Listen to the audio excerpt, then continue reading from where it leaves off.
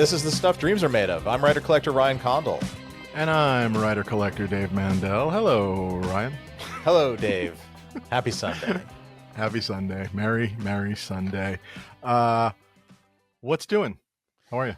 Well, we wrapped production. So Nice. That's a wrap on season 2. We are now officially in post-production, which means cutting and visual effects and sound and score and all that fun stuff. But that's like the visual effects. It's like nothing, right? That's like just like a week or two. Yeah, I mean, you know, they do a pass, and then I just kind of check in and see what's going on.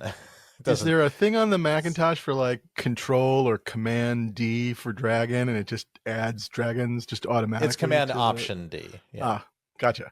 Command D is just dicks. It's an HBO requirement. It's an An HBO orgy scene, hotkey.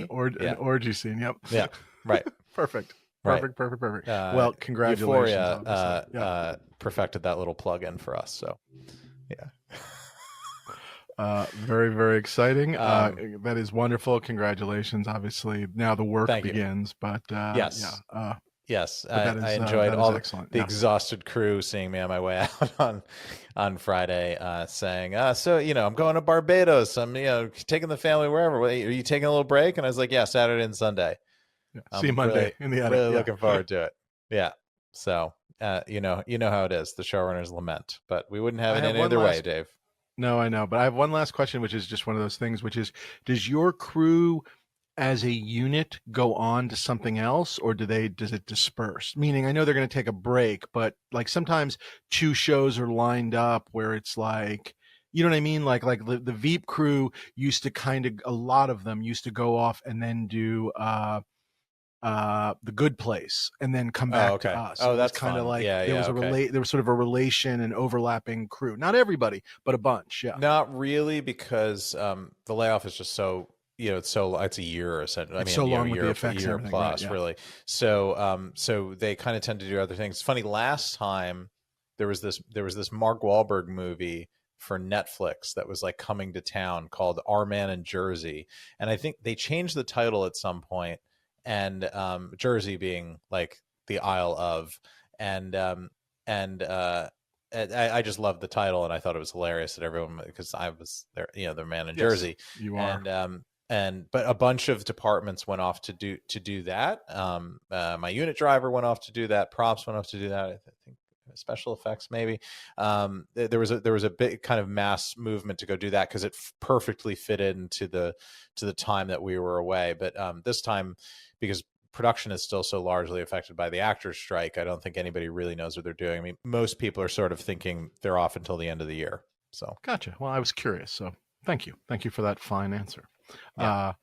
Well, let's get right to it and jump into what's new in props. And I don't I do not have any new prop. I think we are still, I don't know when the hell this airs, but I think we're all in this sort of nether region pre-Greg Jean auction.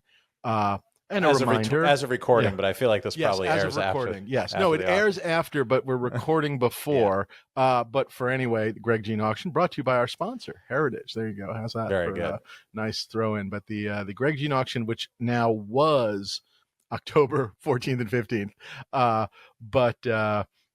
So I'm doing my best to sort of, like not reach my hand into my pocket at all for anything, literally like nothing. Like we're not allowed to order DoorDash right now. Just a full, just sort of like, no, I'll cook, just a full on, just lots nothing. of ramen at the Mandel household. Yes, exactly. Lots of ramen and hamburger helper. So no, nothing new. The work continues at the condo, which has been good and all of that kind of stuff. But I wanted to call our listeners' attention to the September 29th, 2023. So that's yesterday when we, today's the 1st. So this is October dated the 29th. 1st, yeah. Today's October 1st when we're recording this. But I think this is, in the New York Times opinion section, written by Menachem Kaiser, a man who has written extensively on the Holocaust and Nazi artifacts. And the article is, "What kind of person has a closet full of Nazi memorabilia?" And it describes a visit to an Ohio Military Society annual show. This is all tracking. So And far. it is just, along with the Civil War caps and Purple Hearts and samurai swords and World War One trench kits, is a shitload of Nazi memorabilia. And if that wasn't sort of, bad enough, I guess, at some point in the article, and I'm sort of scrolling down to find it, I'm sorry, he mentions, and this is the craziest thing I feel like I've ever heard, and of course now I can't find anything because it's showing me highlights of silver-plated Nazi Reinhard Heydrich, known as the Hangman, some plates and tablewares from his that went for sale. But it goes on to say that one of the largest collectors of Nazi memorabilia, here it is, the man with perhaps the most valuable Nazi memorabilia collection in the United States, also has what is likely the most extensive collection of Back to the Future memorabilia, including a DeLorean used on screen in Back to the Future Part 3. Well, we know what he would do with his time machine. I was about to say, I think he has a very specific plan in mind. I don't know. First of all, this just, I don't know. So much of our discussion of obviously prop collecting is always about sort of, capturing a lost beloved moment and a nostalgia for things. And I guess I am just so bothered conceptually that somebody who collects what we collect is also collecting like hardcore Nazi memorabilia. I don't know. This has frozen me in my place. It's making me rethink my entire collection. Because I just want to point out, it doesn't say he collects like monkey radiator caps and Nazi memorabilia. Right. It's Back to the Future stuff and Nazi memorabilia. And it's also like, not that it's any of this is like excusable or anything, but if you're like, he also collects Friday the 13th and Nightmare on Elm Street. Right. Like, yeah. Or like crazy hardcore metal, like some sort. Yeah. But I just want to point this out. And you and I are Lars both von Trier memorabilia. Right. You and I are avid collectors of the Indiana Jones trilogy, or whatever it is now, but let's just call it a trilogy. And I only remember 3 films, Dave. Right. And the first one and then the last 2. I skip over 2 and 3. Is that what you do too? Magical. And needless to say, the Nazis are a major part of, I guess, episodes 1 and 3, or part 1 and 3. I guess they're not episodes.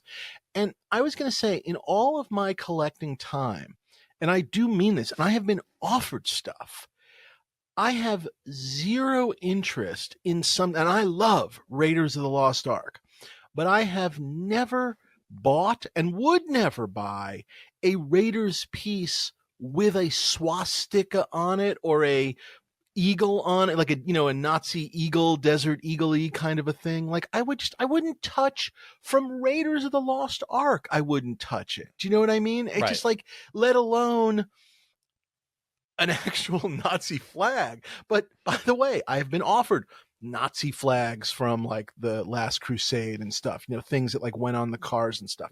Zero interest. Zero. There's like Totes uniform, and then the Nazi foreign uniform that even Harrison steals. I mean, there's stuff that plays very close to kind of the sort of hero portions of the film. And I'm with you. I love Inglourious Bastards. I love that movie. I'm just not interested in touching any of that stuff. I just think I think it's strange. I guess I'm only vaguely interested in like Nazi scalps. I guess like some of those like. Weren't there like latex scalps from dead Nazis? I think so. Maybe the Bear Jews right, exactly. collection. Yeah. Or maybe the bat, like something used to kill Nazis. Not, sorry, this has nothing to do with anything, but it was just stunning to me. And everyone has their thing that gets their juices flowing, I guess, in terms of being a collector. Who are we to judge? That being said, it did make me think about the Back to the Future collectors that I know. Yeah. And I started to wonder, are they talking about any of the people I know? Which one of you is and it? Which one is most likely? Yeah. But even though they have pretty great Back to the Future collections, the DeLorean from the third one is indicating somebody else. So I don't know. It didn't track until that point, and I'm like, oh, okay. Yeah. Holy crap. Yeah. Well, I can only hope whoever that very rich Nazi Back to the Future collector is, I can only hope he is an active Trump donor. So I can only hope he's like a crazed billionaire active Trump donor, or is he maybe that guy that like has been flying Clarence Thomas around? Isn't he Yeah, he's a big Nazi collector? Yep, So big Nazi collector. now we've humanized him. He collects Back to the Future too, like everybody else. Yeah, So and if you're a listener, please write in. Dreams are made of podcast at please gmail.com. write in about your Nazi collection and let us know. Let us know why it's okay. Yeah. Please cancel your subscription right now. I don't care. Okay, that's my what's new in props. Sorry. Wow. We now return to the regular program. Yeah. Boy, do I have a hard left turn for everybody. I today bought Hitler's watch. It came this week. Surprise, Dave. It's not from a movie. Yeah, go on. Yes. I would say I actually have the Grail Diary from Last Crusade, which is probably comes as close as you could get, but no Hitler signature in that, because I think that was only done in the insert. So there you go. I think, yeah, I mean, even that would, I guess that would bother me about the least. It's the symbol. I mean, yeah, it's the symbolism. I don't know. It just, yeah. Anyway, oh yeah. So I my do you actually have a prop to discuss? I have a new prop actually that I would love to discuss. See, that's what this show is about. I think so. This came up actually came up a few months ago, but it took a little while to get it done, and then there was a whole thing. But I'm very excited. It's a movie that I love, and actually finally got something from this year, so I've now doubled the collection. I managed to pick up a screen matched Hero 1887 Winchester shotgun from Terminator 2. So it's one of the actual firing, flip cocking shotguns from Terminator 2. It's wonderful. It's a Hero. It's 140 years old. It's a real shotgun from 1887. It's that model. So it's, in terms of the way the U.S. gun law looks at it, it's an antique and a relic. It's not. It's a curio. It's not even a firearm, so you can just trade it without going through an FFL. It's no longer firing, of course, because it was modified for the film. It's more of a special effects piece than anything else. I sort of toyed with the idea of bringing it out to the UK, and then I realized the mile of red tape that would be involved with that, and multiple armors and another deactivation, and it was just giving me sort of agita.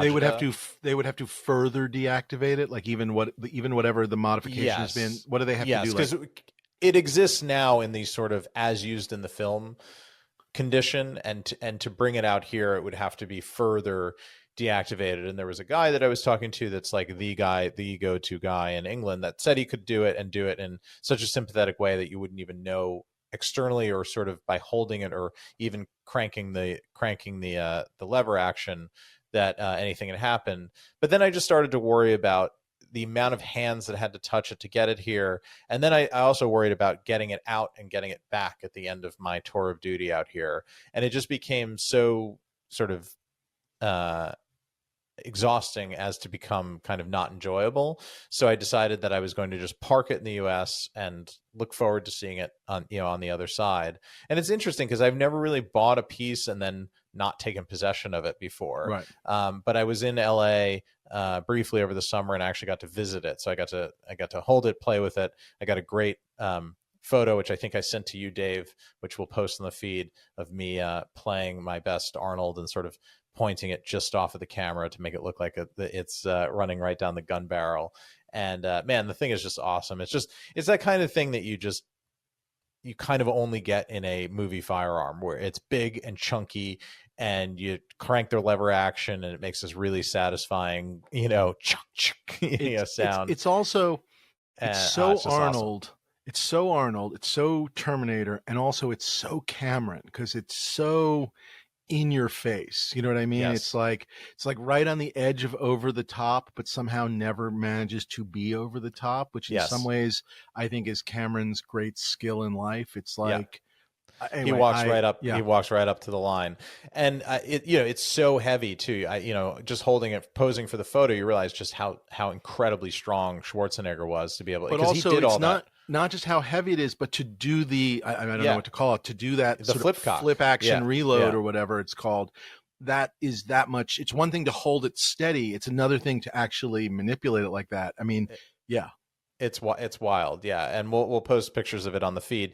But it's the heavily modified version that was actually used in the LA River sequence when the Terminator first comes across John Connor, who's on his So the moped, motorcycle and then the truck and running all that from kind of running stuff. from running from the Mack truck, yeah, and it matches perfectly to one of the iconic shots from that sequence. So it's glorious. I don't know what else to say. It's perfect. No, I that's have my great. T2 collection all squared away. Is the dream to figure out eventually a new mannequin, if you will, or form so that the gun could be held by the jacket or a hand coming out of the jacket, or more of just you thinking of just sort of Possibly laying it across the front that's of it more or something that's like more that? what I was thinking, just because I only have the jacket, and I prefer those sort of kind of put away at the museum looks versus the actual human holding something.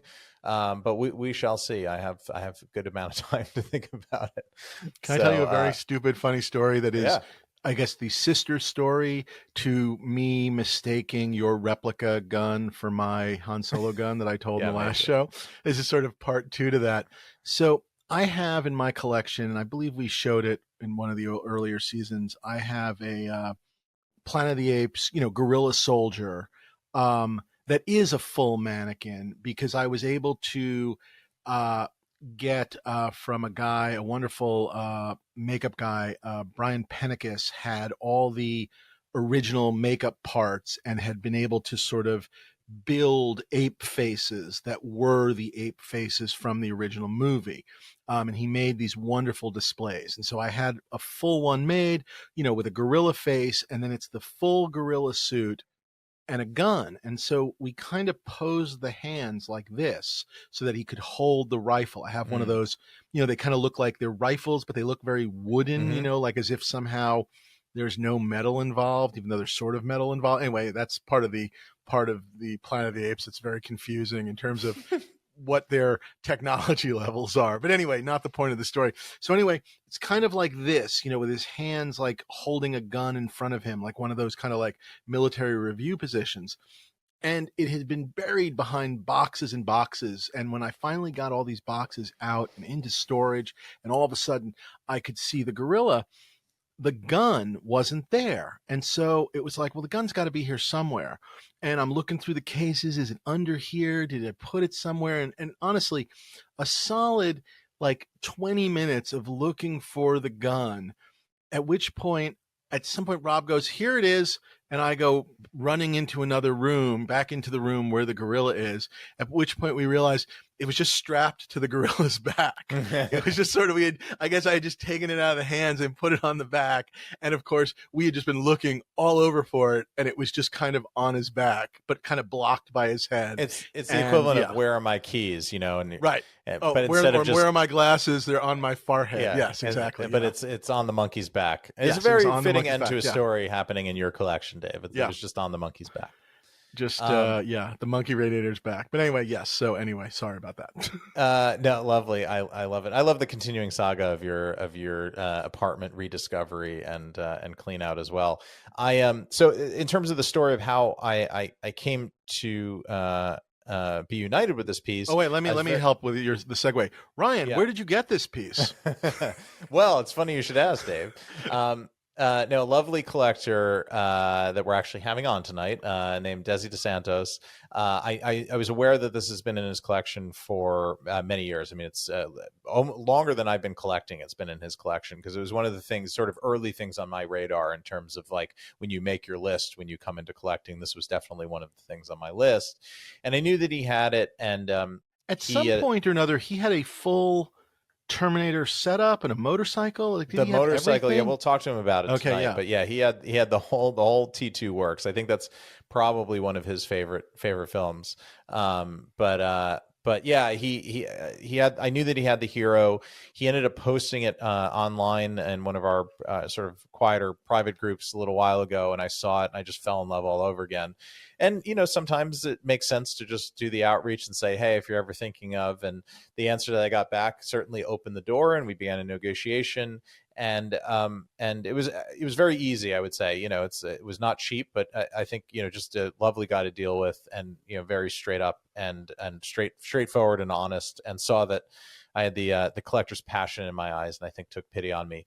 But I'm excited to talk to him. I've known Desi for a long time, but I didn't really know him that well. I mean, you certainly had a closer relationship with him, and we had talked about bring him on the podcast because first of all, collector profile, always interesting, but he had founded one of the big sort of early, when I was getting into collecting, and I think even still when you were getting into collecting, Screen Used, or was that what it was called? Yeah, Screen Used. Yeah. And it was a big deal, very big deal. And that took an interesting journey, which we'll also hear about. But he is definitely he's seen a lot, as they say. He's seen a lot. He's seen things you people wouldn't believe. Yeah. So we're excited to talk to him and hear kind of his whole story, and just I mean, there are a couple of pieces that passed through his hands that just, I can't believe that at one time these pieces were all in the same collection. It kind of blows me away. So I want to talk about the story of finding them. Anyway, we have lots to talk about. So we should bring him on. This is Desi DosSantos. I should also note, big Back to the Future collector, so we can ask. Oh, so maybe he has a DeLorean from Back to the Future 3 and a huge Nazi collection. Well, we'll find out. Yeah. We'll find out.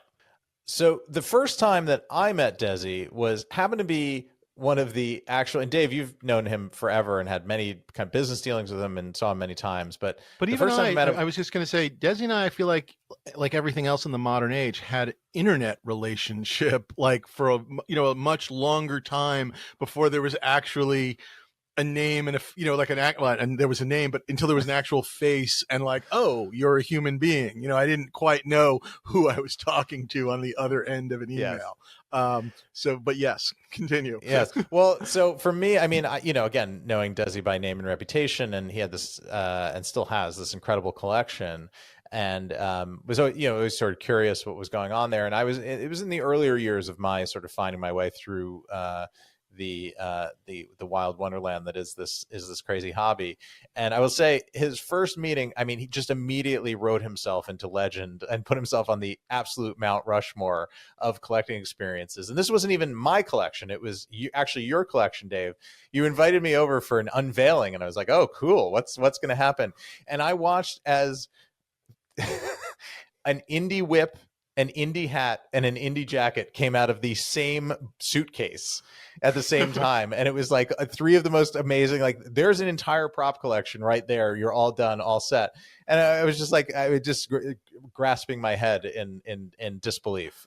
So that was the first time that I had the pleasure of meeting Desi, and just, God damn, that night still, I remember it. So, sort of in a kind of fever dream sort of way. And I was talking to Desi offline as we were preparing for the episode, and he had forwarded me this email, because I guess we had exchanged or whatever afterwards, and it was 10 years ago. And I can't believe how much, because I was sure that was like 5 years ago. And I just can't believe how much time has gone by and whatever, but that's a topic for another story. Anyway, that was my first meeting. It was insane. You do have to, this is nothing to do with anything, but I have learned this recently, and I guess it was COVID or whatever you think the length of time was on something, just multiply it by 2. If you think something was 2 years ago, it was 4 years ago, et cetera, et cetera. No, the great thing, Desi, about you is you always hand delivered. So let me start by that. I don't know if you did it for everybody. No. You always hand delivered to me. So that was always very good. My version of that story, and Desi, I'll leave it to you for a second, was I was actually at Comic-Con. So, and which had nothing to do with anything, and he didn't know I was at Comic-Con, but it was a very strange thing to be down at Comic-Con trying to wheel and deal with comic art, and I wasn't finding stuff, and I was really frustrated. And I got back to my hotel room, and I used to in those days always bring my laptop to Comic-Con, because I think I was still checking eBay at night, which is like the level of my sickness, where I was searching at night to make sure there was still stuff showing up on eBay. Like, you got to make sure you don't miss it, kind of a thing. And so I get this email, and it's from Desi, and the long and the short of it was, there are these 3 pieces. Are you interested? And it was a terrible Comic-Con, and I was walking around with this smile on my face. And like, our friends like Kelvin and whatnot were just like, you didn't get anything. And it was like, yes, I did. It just, and I sort of counted it as my Comic-Con purchase, even though obviously it was not at Comic-Con. So that's what I remember, Desi, and also thank you. So there you go. There's a 2-parter. That was obviously, we mentioned Screen Use. That was still your Screen Use days.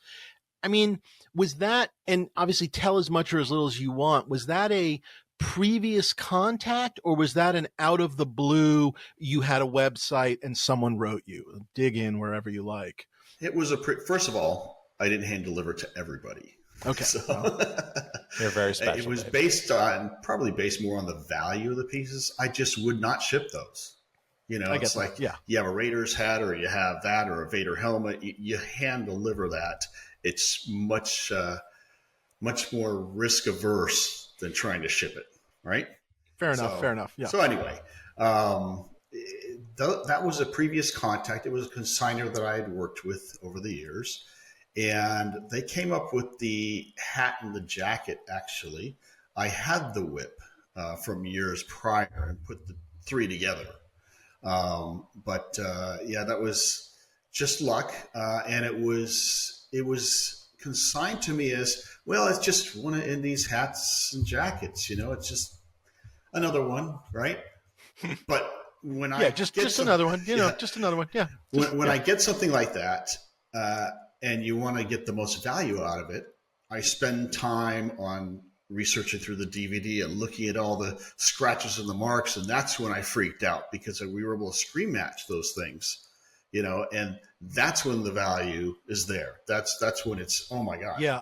I think I told the story early on when we were talking about screen matching, maybe even in our first season, and there are the scratches on the leather that you literally can see on the screen in the 3rd movie. You just kind of go, oh, those are those scratches, in a way that, screen match above all else, everything is wonderful, but screen match. And the hat pretty much screen matches, and the whip can't really screen match. No one's ever really been able to sort of screen match, but it is that sort of interesting thing where the 3 pieces together kind of support each other in a weird way, in terms of, it's like, it's no one sells a real hat and a real jacket to trick you with a fake whip. There are better cons to be run than that con, I guess. I mean, wherever that fits into the world. But the hat originally came, the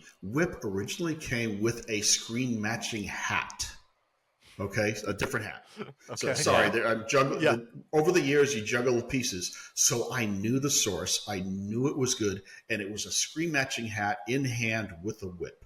Okay, they had never separated since production, so I knew the whip was good. Right. Otherwise, there were so many whips over the years I passed on, because you can't really tell, and if you don't know the source well enough, you kind of have to pass. I couldn't take a chance on that.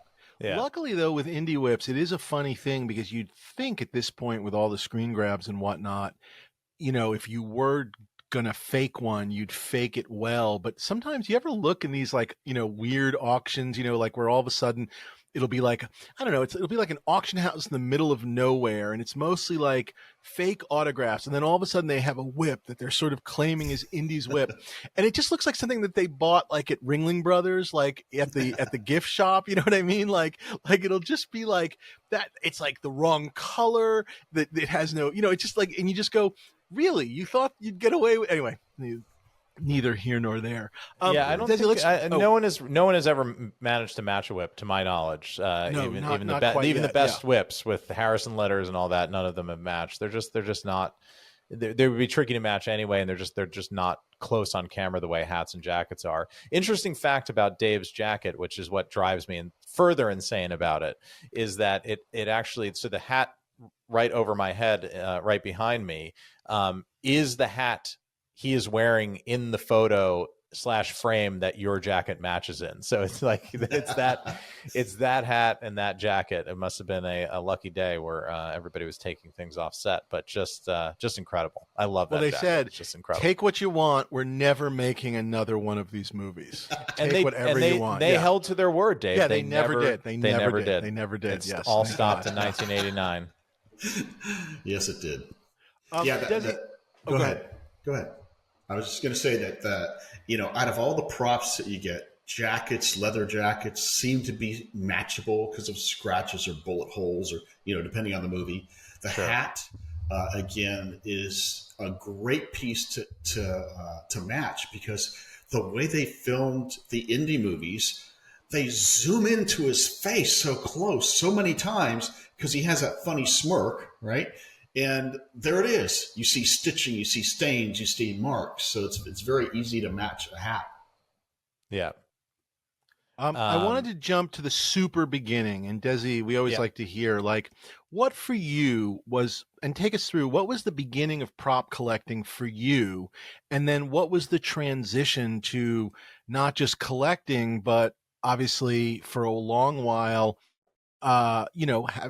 screen use, starting a business, making it a concern, if you will. And then, I don't know and I don't even know, was it your full-time job when it was your job, or did you had a second thing going? I had a real job. Yes. A real job. Good. You were a real boy. So take us back to the beginning. What is it for you? What was the jump into props? How did you come across them? Any of that kind of stuff? Sure. Well, interestingly enough, unlike a lot of collectors, I never was into replicas at all. Just it wasn't my thing, and it's to this day, I remember driving somewhere with my wife and we were talking about Back to the Future, my favorite movie. And I just, out of the blue, I said, I bet you Michael J. Fox has one of those hoverboards, or somebody does. Somebody's got to have one, right? And or the one is what I was looking for. Right, because at the time you didn't know. No. Yeah, you think it's one. Yeah, I didn't know there was dozens and dozens. It was used over 2 movies. They had a whole bunch. They're all trashed. So it was the mid '90s, kind of when eBay was started, and I thought, well, why don't I try this eBay thing? Let me just type in hoverboard, right, and up pops a Mattel hoverboard. And I'm looking at this thing saying, wow, that's a pretty good replica. It must be, but it's really beat up. They didn't take care of it. So I'm reading. And then I come across the term screen used. and I said, no, this can't be. Out of a whim, I'm thinking it would be cool to have a hoverboard. And there's one on eBay. And I can literally click a button and own it. And this can't be. So I didn't buy it. I contacted the seller. I said, explain. Tell me, what is this? And who I was talking to at the time was Michael Cronick of Startifacts. Have you heard that name before? I know that name. I remember that name. I remember existing. Startifacts. I didn't know Michael's name, but yeah. So Startifacts, he had a store in Vegas at the time, and he was selling, different props. And he explained to me how he got the prop master and different people and on and on and on. I went, oh my God, take my credit card, right? And at the time, that was $2,800. It was a phenomenal amount of money for a stupid piece of wood that my wife looked at me and shook her head and said, you're insane, right? Well, we know what they're worth now, right? Right. So $2,800 and I had a hoverboard. FedEx it to me as quick as you can, right? I love the idea, just to interrupt for a second, I love the idea that a relatively new prop collector is listening to this story and is just going, let me get this straight. You clicked on eBay, you typed in the word hoverboard, someone said, here's one, it was perfectly great, and then they sold it to you for $2,800, and right now they are taking their iPhone and they're just heaving it out the window in anger. And your wife didn't divorce you, right? That's the other piece of it. Yeah, they just threw their Prometheus urn right out the window, Dave. Exactly. So once I got it, I'm holding it. I'm looking at the movie on my TV. I'm holding it. I'm looking at the movie, and obviously it wasn't a screen matching one. It was beat up, right? And within the next day, I called Mr. Chronic back and I said, I need the other 4 hoverboards because there's 5 different ones. Actually, there's 6, but there's 5 main ones. I need the other ones. Can you get them? And he said, let me find out. And so he went to work. And within a few weeks, I had 2 more of this set of 5 hoverboards, which was my holy grail at the time, right? I mean, everybody talks about holy grail. And I was beside myself, right? And of course, they got more expensive each time, of course, right? Sure. Because now that you're hooked on the drug and they know it, right? Right? So I love the idea that the less interesting ones used by the tertiary and like beyond characters like Biff's guys start to cost more than the Michael J. Fox one that you started with. So it's like, am I paying $5,000 for guy number 7? Like that. Yeah, very funny. Yeah, exactly. So anyway, I that's what kind of started things, because I figured, okay, I can't be held up by this one dealer. I need to find other dealers. I need to find other sources. I need to get to know people, other collectors, things like that. And I started going online into forums and things. I started meeting a lot more people. And I ended up getting my pit bull from a good friend in Germany. He was a collector, and he was online, and I was able to talk him out of it. Of course, the price went up again. Sure. And on and on. And eventually I had all 5. And I'm like, okay, now what do I do? Well, there's Star Wars, there's Batman, there's, you go down the list, Terminator, it just, well, you guys know how it goes, right? So that's how it started. Were you a collector of things before this? I mean, I know not replicas, but like movie posters, baseball cards, comic books, did any of that? Nothing. No, I mean, the closest I came was cars, but I didn't really have a car collection yet. I kind of had, a few cars here and there, and I always went through cars and changed cars every year or two. So cars were always my thing since I was, a teenager. But you were interested in them. That was the only thing that was close, and you had a collector's mentality about it, knowing all the, that's a 911 or that's a 912 or whatever the different variations. What about even as like a little kid? Like as a little kid, did you no, really? Wow. See, I find that fascinating. Maybe Hot Wheels a little bit. Sure, but again, but not in a way of like, you were always some kind of a collector and then you like put it aside and kind of, anyway, that's fascinating to me because normally the sickness presents itself much earlier. Very early. You caught one of the variants, the later variants, I guess. Exactly. Yeah. Adult onset sickness. It is odd. It is odd, that I didn't collect anything before, because most people do collect baseball cards, whatever. I was never into any of that. And it just went from there and grew out of control. So, and how long were you collecting before the idea of making it into a business came along? Well, okay. So, obviously I met the guys at Prop Store and, David Oliver and all the key people that have been in the business for a while. One of the people that I met was Jeff Castillo, my co-owner of Screen Years. And I met him because he was a very, very high-end Back to the Future collector. He had everything. And that was his main focus. And he was selling something, probably on eBay again. And I bumped into him. We got to talking and chatting back and forth and buying and selling. And then over the years, we got to be friends. And we joked about, wouldn't it be funny if we started this business, buying and selling this stuff, since we know some of the prop masters, we know some of the people in the industry, and, we're able to get things. It was to the point where people were starting to ask me to find things for them. Oh, really? If they so you had started in your quest to find stuff for yourself. You were finding enough stuff where were you already, before you started the business, were you occasionally finding things and letting stuff, like grabbing stuff that you didn't necessarily want, but figured like, I can trade this or I can sell this to one of the guys in the UK? So you were already kind of wheeling and dealing to help pay for your collection. Yeah. But then you took it that next step. Okay. Yeah. For example, I had a good friend that was a Terminator collector like I was at the time. And I would find 4 Terminator pieces, but I wanted 2 of them. Right. So I call him and say, hey, let's work this deal. You get these 2, I get those. And maybe I make a couple grand on, for handling it and getting it, because I was living in Northern California. So I was driving down to LA to do this all the time. I live down here now, but at the time it was, I'd have to plan it. Right. So, it was interesting that both Jeff and I were in communication with people that said, can you find me this? I'll pay you whatever it takes. Okay. So, wow. it was something we joked about. Wouldn't it be funny if we did this thing where we bought and sold props and, whatever. And we joked about it. And then the idea presented itself seriously in 2003. Jeff was looking to change his career. He just wanted to do something different. And he was all in. And I said, okay, well, I have a real job, right?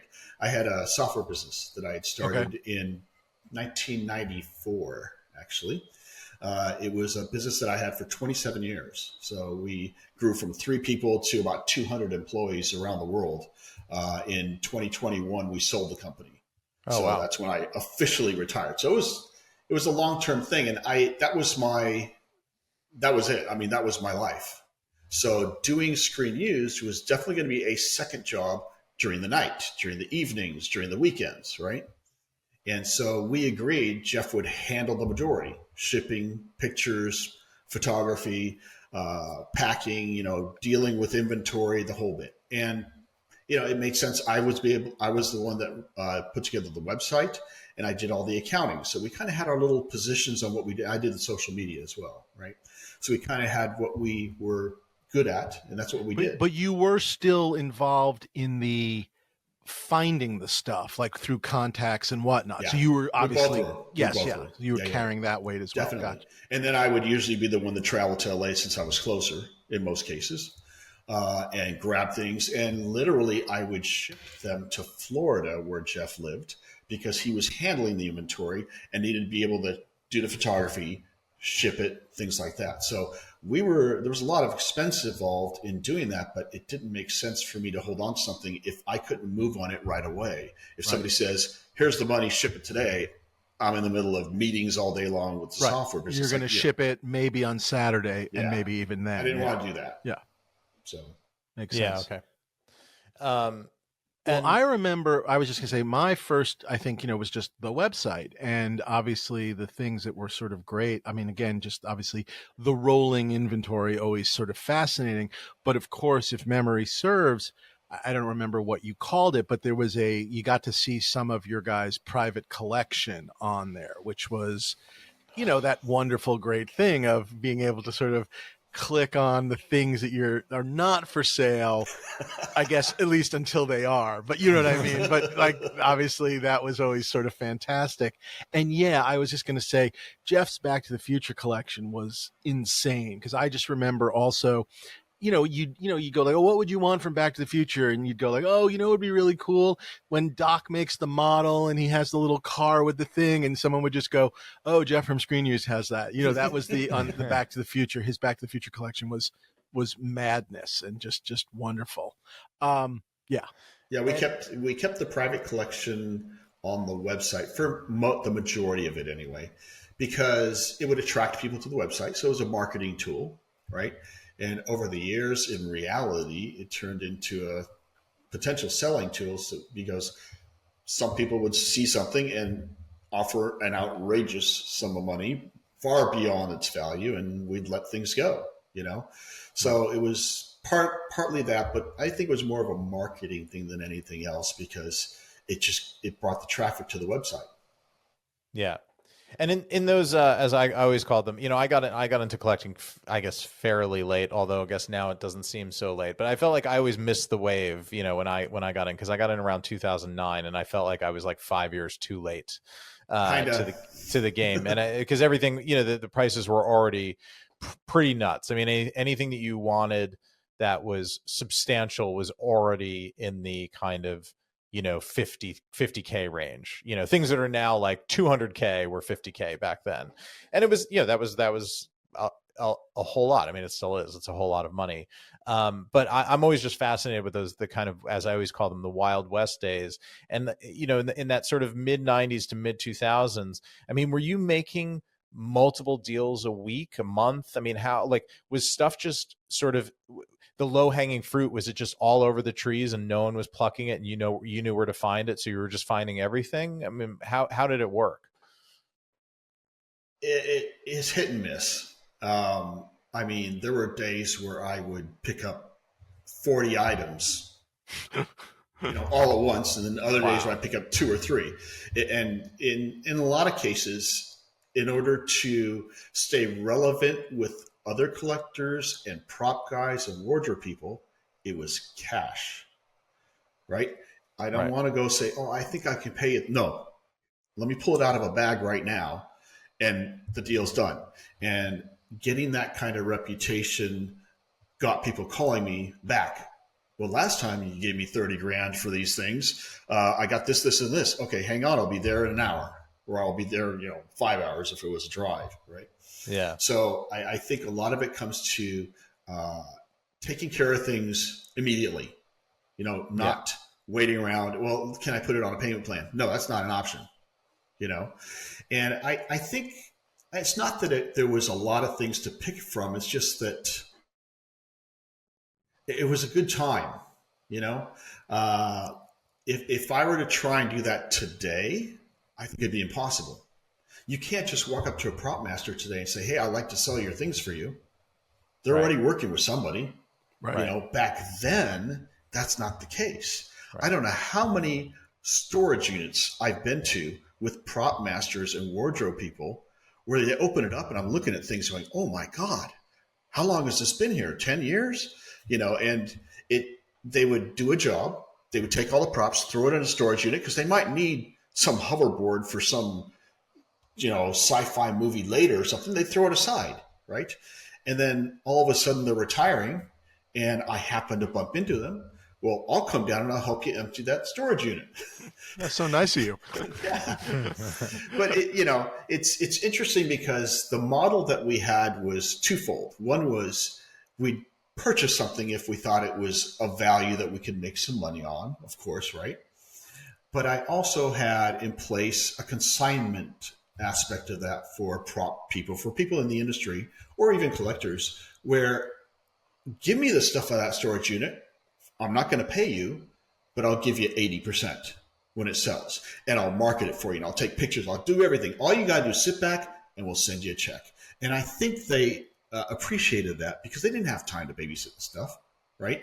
And so you could gain trust that way. So that was an affordable way to do it instead of us putting out a whole ton of money and hoping we're going to sell each piece at some point in time, Right. At that point, and again, we're sort of talking I guess early 2000s, kind of the early days of screen used. Yeah. At that point, Prop Store exists. You mentioned David Oliver.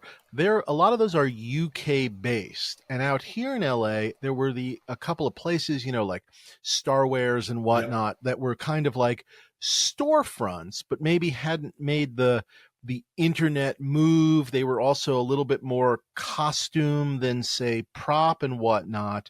Was that a brief moment, and the auctions hadn't quite kicked in?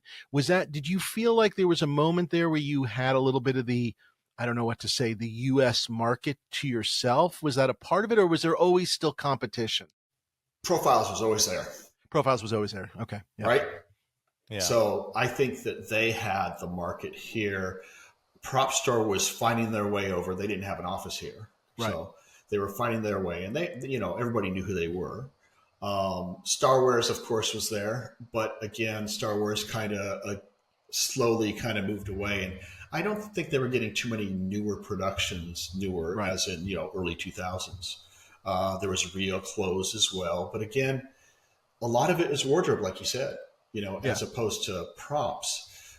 So we had, we definitely did not have the market cornered. We were just one of many, and I think we were trying to do our best, nobody was doing auctions at the time except for Profiles and Heritage and Bonhams and, some of the big names. That was about it. So that wasn't even a thought for us in 2003, right? Were you buying stuff from Profiles ever, knowing that it was undervalued, or they didn't? Okay, they were getting the big bucks. Yeah. So we very rarely would buy anything and try to flip it, compared to getting a prop guy to give me a truckload of stuff for free, and I'm selling it for him and keeping a percentage. That's a much better deal and no risk on my part, So it would have to be something outstanding, and people wouldn't let that go in a Profiles auction. Were you through even through the crazy days of the business when it was, there was a lot of inventory coming in and out? Did you still see yourself through and through as a collector through that whole time? Were you still keeping the best thing, or not the best things, but the things that you loved, the things that you loved for yourself? Were you still keeping them and collecting them and loving them, okay. Yeah. I could never afford my collection that I've got today. I couldn't afford it today, that's for sure. But back then, no.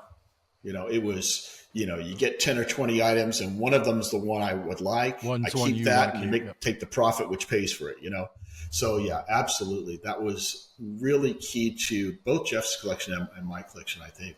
I want to come back to your collection, what you're into, but I want to carry forward with the business aspect for just a minute. Mm-hmm. So eventually, you, along with everybody else, there's sort of a little bit of a change from the day-to-day website into auctions, and that is a big change.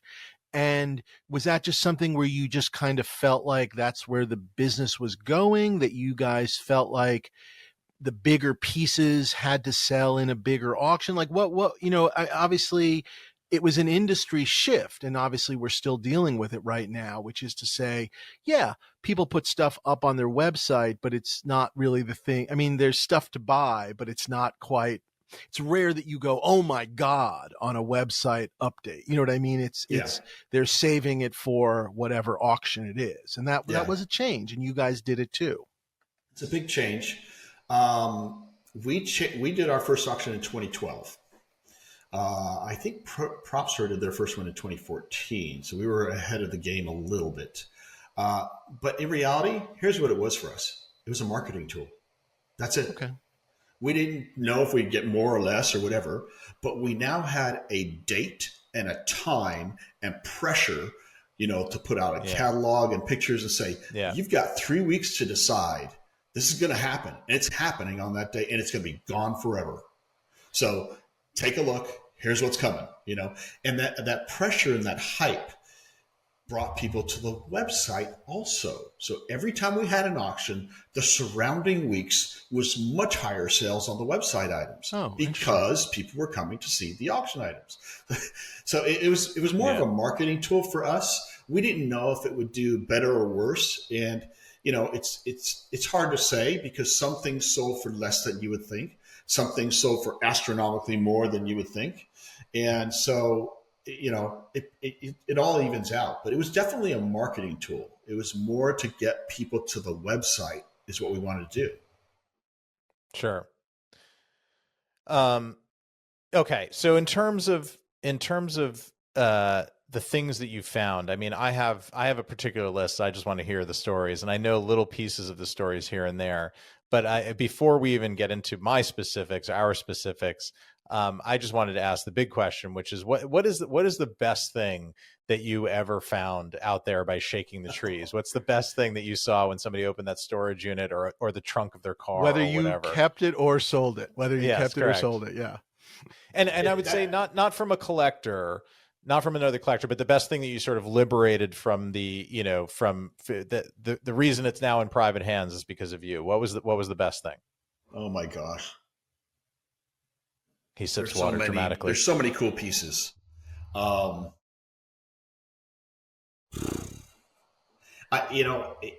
don't know if it's the best thing that nobody knew about, but I tend to lean towards either the Raiders hat or the Back to the Future 3 DeLorean.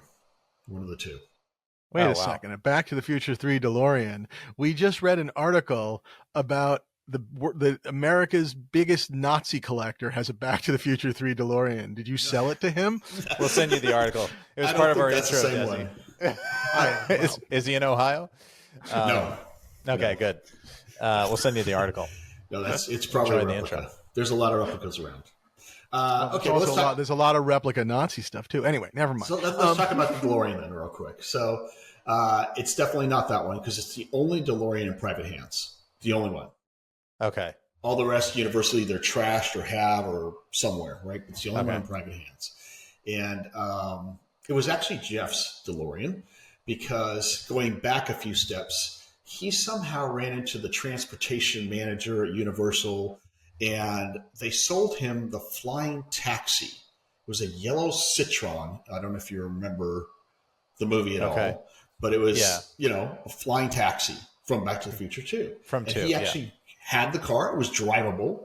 He did a little bit of restoration on it. And eventually he sold it. But that guy called him back one day and said, hey, Universal has this DeLorean. It's been sitting on their back lot. It's stuck. They can't move it. The doors are jammed shut. They want to get rid of it. Are you interested? And his first answer was absolutely. Right?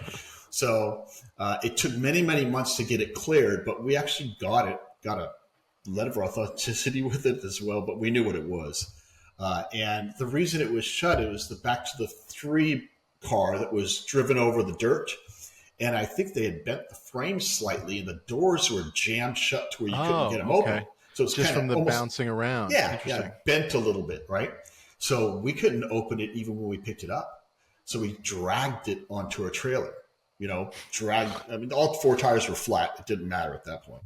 So we dragged it on a trailer, got it home. Eventually I ended up having to remove one of the windows carefully and get in to open it.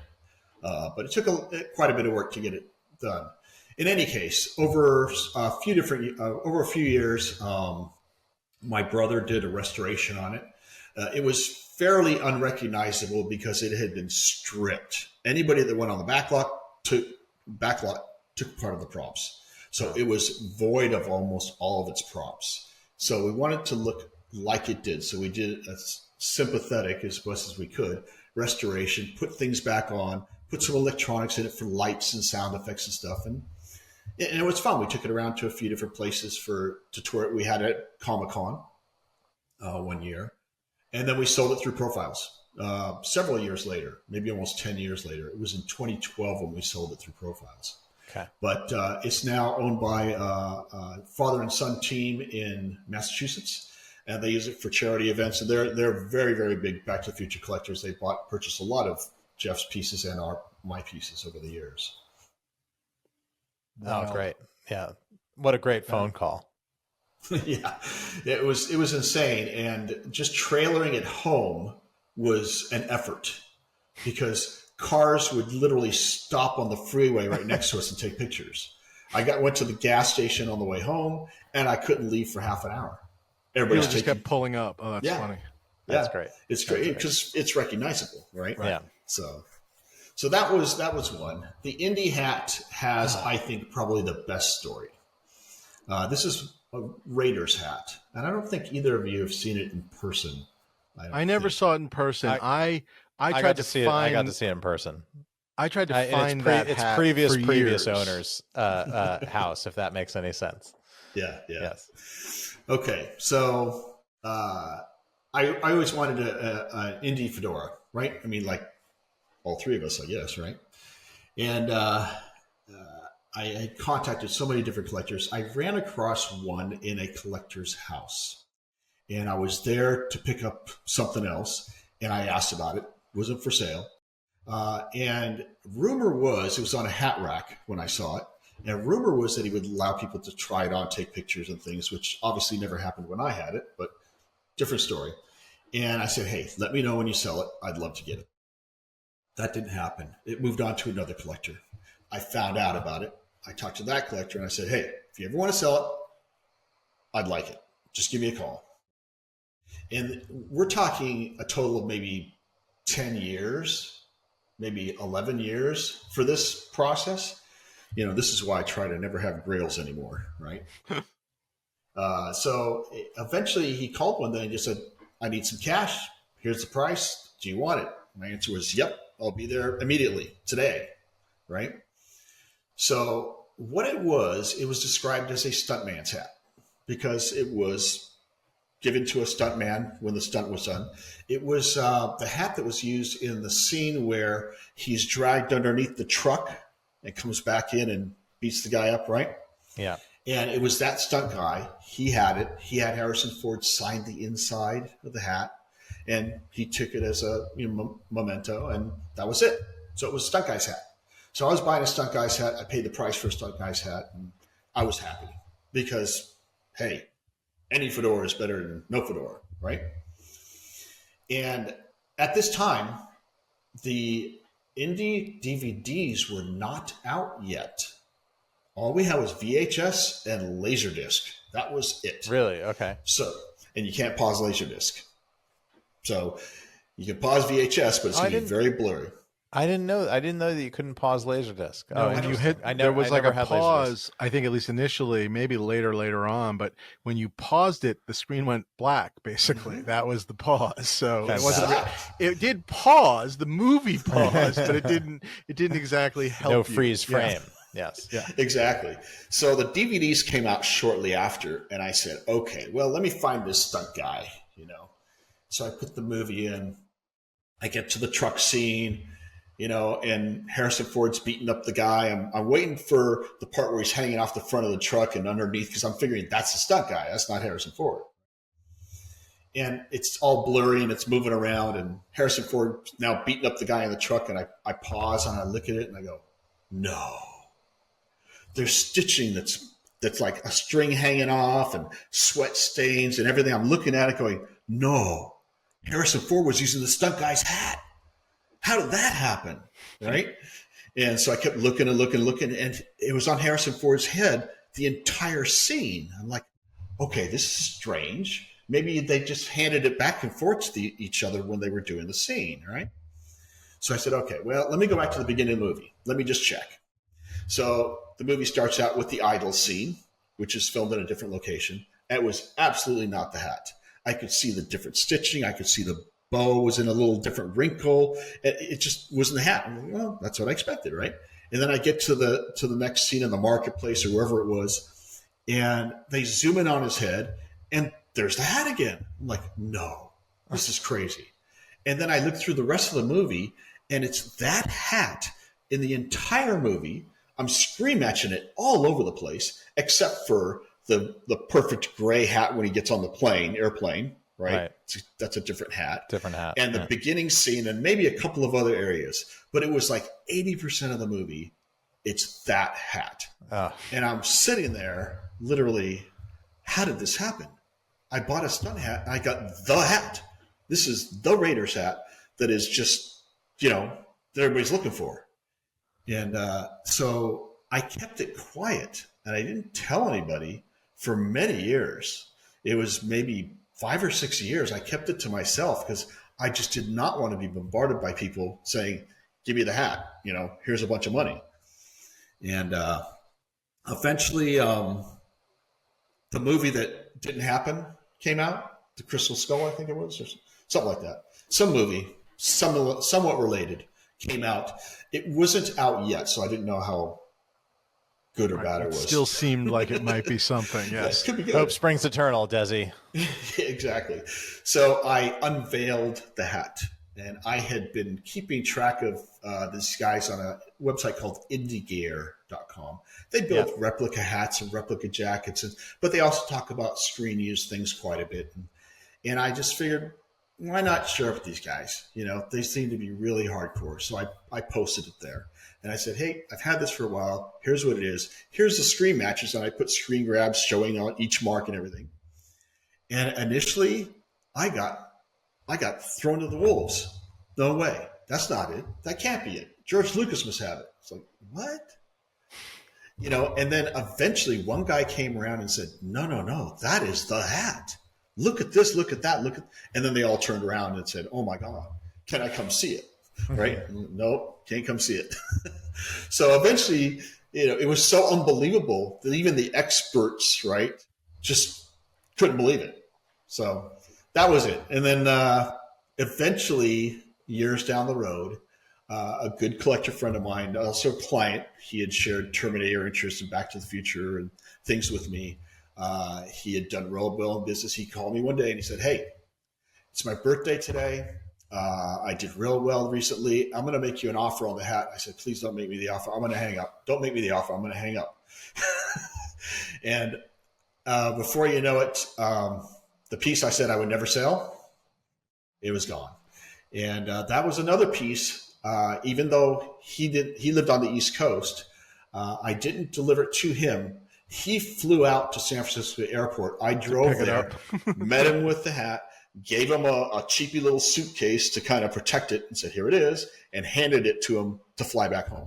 That was just no way I was going to take the risk, Yeah. So, you guys didn't even get dinner or lunch or something? That's the part of the story really bothering me. I don't know. It was like a half an hour meeting in the airport, and off we went. Bam, thank you, ma'am. Wow. Yeah. I know. So that one was one of those that I think the research really paid off, That's such a great story. Such a great story. And I that hat is easily top 3 favorite things I've ever seen as a collector.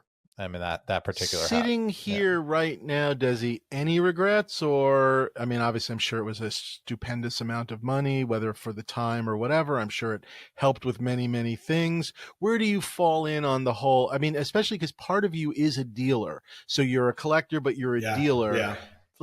Where do regrets fall in general, and specifically, how do you think about these things? There's very few regrets I have. In these hats, you got to realize at the time, without going into detail, it paid off my kids' colleges, all my bills, all my cars, my second mortgage, and I still had money left over. Right. It's like, no, life changing. I get that. I totally get that. So it's a dirty old hat. You know what I mean? Come on. I love my dirty old hat. The number, the thing with collectors. Out of my cold dead hands, my dirty old hat is going. No, but the thing with collectors, and I think there's a little bit of this with with this Greg Jean collection, where the descriptions of what his house was like, it doesn't sound fun. Do you know what I mean?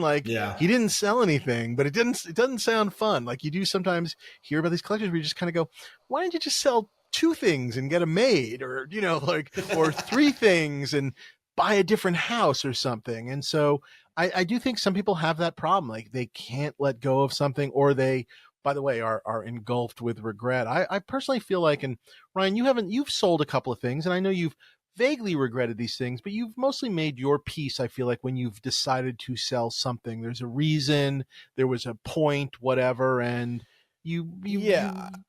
I mean, my thing was always selling to upgrade, or upgrade as I saw it. I never sold. I mean, I've been very lucky to have had, I broke in as a screenwriter fairly young. I had disposable income sort of my entire life. And I had the luxury of, this growingly expensive side interest that I've been in, but I've really only ever moved things on to move up, as I saw it, or to curate my collection to make it more fit more the way I saw it going into the future. And I have the great sort of benefit, I guess, or luck, that really only ever regretted one thing, and that was just because, but it was still something that I let go of to move up, and I moved. Right. It was a time. I told the story before, but I moved on from my Return of the Jedi Stormtrooper helmet to move into an Indie Whip. And at the time, I was doing the math of, well, there were a lot of Stormtroopers, and there was only one Indiana Jones, and I had a chance at an Indie Whip. I needed to move the helmet to get it. There would be other Stormtrooper helmets, and what ended up happening was for the next 5 years, every auction had an Indie Whip in it, and there were no freaking Stormtrooper helmets. So it was just one of those moves, and I regretted it. But then 10 years later, I ended up with a better Stormtrooper helmet. And it's like on these sort of celestial time horizon, as long as you stay around and in it long enough, things do come back around. Yes, they're a lot more expensive when they do, but if you have that kind of patience, you will see it again. So I saw it again and was lucky. But yeah, that's the approach that I've always taken. But I get that it's not for everybody, and not everybody is able to do that either. Yeah, I agree. I don't have too many regrets on things that I've sold. Again, it was life changing at the time when I sold it. There's a couple of things that I would love to get back. One of them is probably the oddest thing that you would ever think. Yeah, but it got the biggest reaction. What do you think it was, Ryan? No? I don't know. Okay. I mean, was it the T2 Harley? No. The T2 Harley is in its best place possible for the rest of its life. Yeah. So we talk about that one next. Remind me. Yeah. No, it's actually Wilson from Castaway. Okay. I had the Wilson, one of the Wilsons, screen matched. It was the last Wilson. So it was one he put on the raft, and then it floated away at the end of the movie, right? Okay. And it's not that it was the best movie in the world or the best prop in the world, but number one, he was a character in the movie. And the reaction that I got from people looking at him, you could see my entire collection, and people would go, Wilson, they would go right to him. That's amazing. It was the oddest thing. He got the biggest reaction over anything I ever had, because all ages. Yeah. Now they're sky high.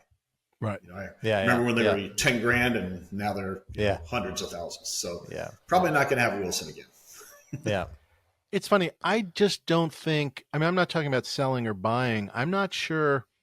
In your position, I don't think I could have been you, in the sense of, if I went to a prop, man's house and he showed me 40 things, I mean, again, I guess eventually I'd let go of a couple of them, but like, it feels like, oh my God, I got 40 things from a movie I really like. Like, what would be better than that? I don't think I could detach myself. So, it's so good for Dave and his personal life that he did not found screen used. I think so. That I wasn't the third partner. He would be living in those. Desi and Jeff. Yeah, he would be living in those trailers. It would just be, He would be the drug dealer that uses his own drugs, right? Yes. Don't get high on your own supply. I just don't think I could have done it. I mean, I guess on bad movies I wouldn't have cared, but God forbid, like a movie I really like. You'd still have a problem. You'd be like, "Oh, this is the very best helmet from Unnecessary Roughness."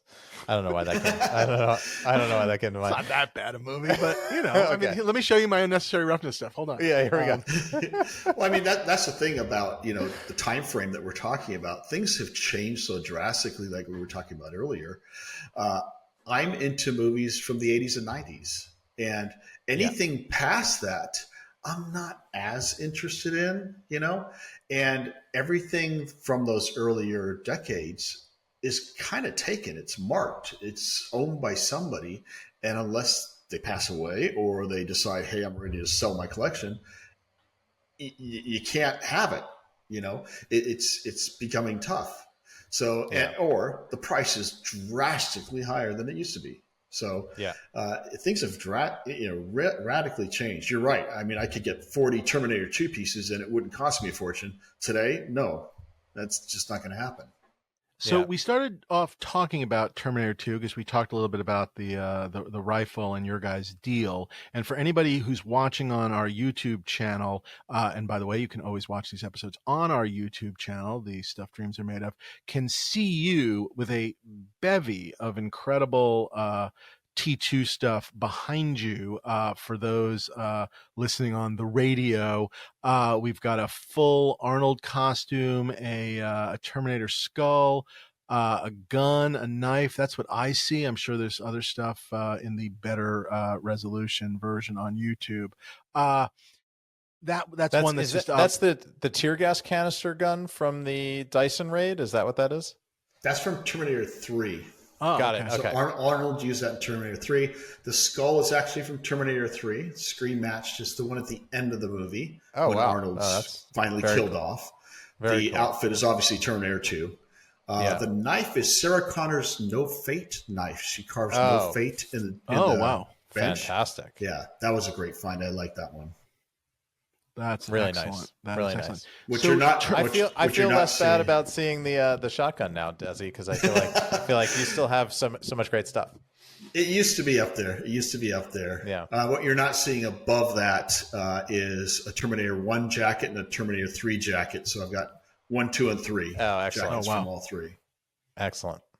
Really. And really what cool. is the rifle in that Terminator's hand? There is that a stunt? Yeah, it's a rubber stunt. Because the mannequin wouldn't be able to hold the hero one. So at the time, I had both a stunt and a hero, and I figured, well, I'm never going to sell the hero one, so I'll just put it up on the wall here. And then Ryan came along. Nice to have that stunt, though. I mean, if somebody was arriving at your house for the first time, they'd have no idea the hero is missing. So that looks pretty damn good. It's a great setup. Yeah.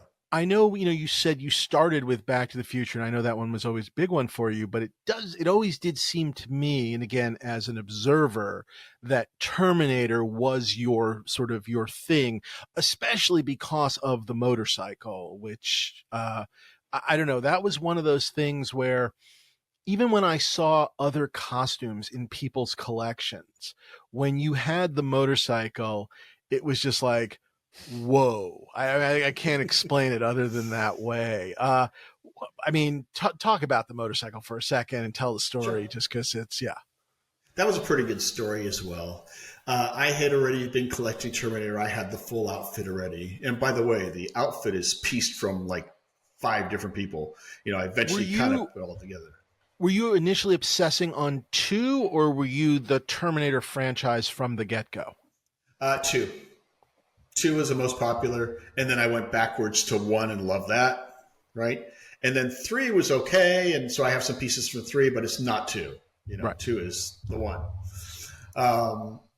Anyway, I had some pieces already, had the Arnold outfit, and I happened to run across a Harley Davidson. I think it was on eBay. I apologize. Be careful when you're buying on eBay. Some things are good, some things aren't. You guys know that.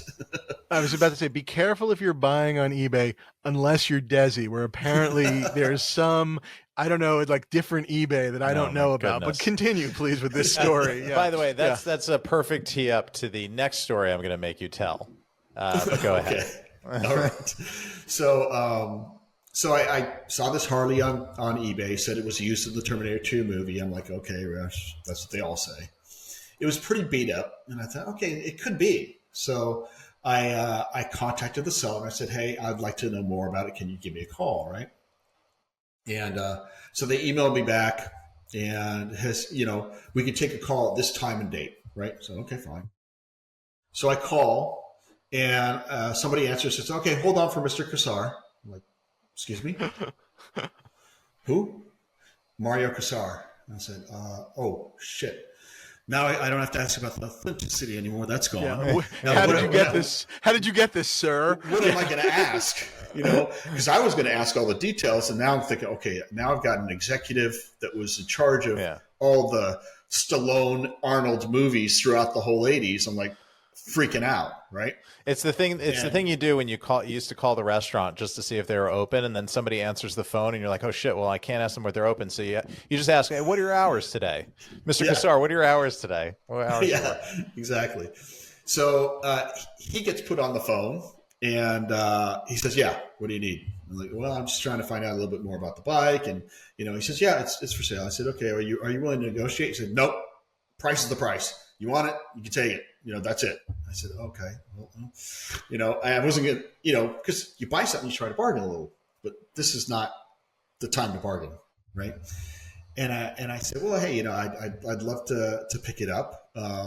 would it be something that we could work out where I can meet you in person and pick it up? He said, yeah, absolutely. We can do that. I said, okay, great. Then I'll take it. Go put me back with your assistant and we'll work out the details.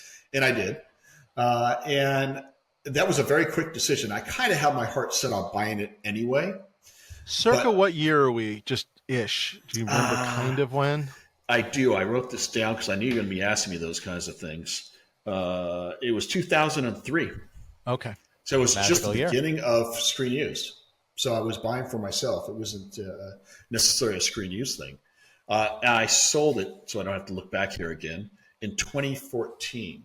But we'll get to that part of the story. So we set a date and time. I paid for the bike, set a date and time, and I'm meeting Mr. Kassar at his house.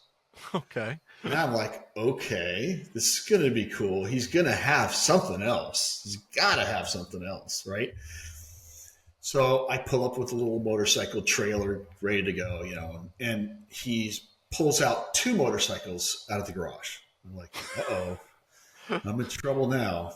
He says, which one do you want? I'm like, what do you mean, which one do you want?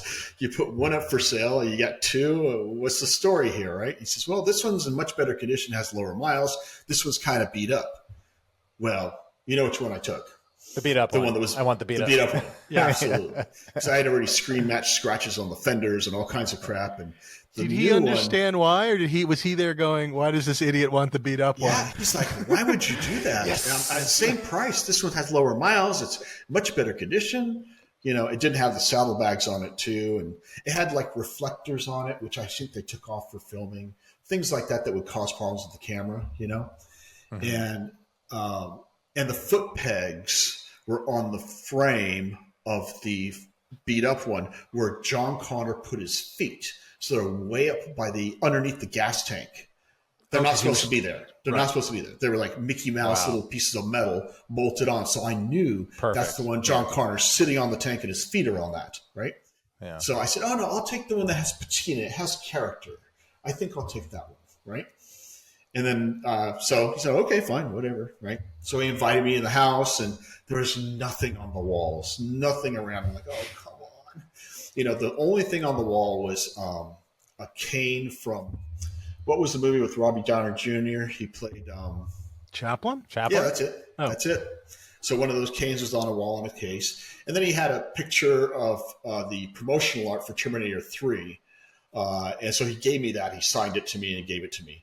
But other than that, he had nothing else on display. Nothing. I couldn't, push him. I said, is there anything else that you have that you need to get rid of that I can help you with? No, nothing. So I'm like, okay.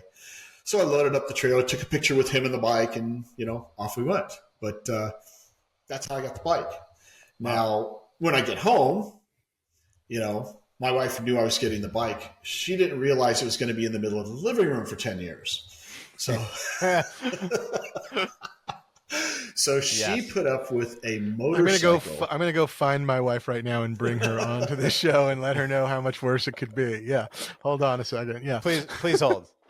Exactly. So this is a perfect segue to me talking about the Gene auction with her. So hang on. So she quickly realized this is a thing. It's going to be sitting in my living room for a long time. And then to make it worse, I had a mannequin made to sit on the bike. So I had that whole Arnold outfit. Instead of standing, he was sitting on the bike holding the shotgun. Nice. And that was, as soon as you walked in my house, that's what you saw. It's not, you couldn't miss it. Perfect. Because it's all life size, right? So it was the centerpiece, other than the indie hat and other things that were around, right? And I got to be real good friends with a curator at one of the museums. I believe it was the Seattle Museum. He ended up moving to the Harley Davidson Museum, so we kept in touch. And he found out about the bike because it was on the website and said, hey, we're interested in buying it. I said, well, why would you want that? You're Harley Davidson. You must have supplied the bikes. He said, no, we didn't. There was no deal struck, no sponsorship, no nothing. They bought the bikes from Harley dealers to use them. There was no arrangement at all, so they got nothing from Terminator 2.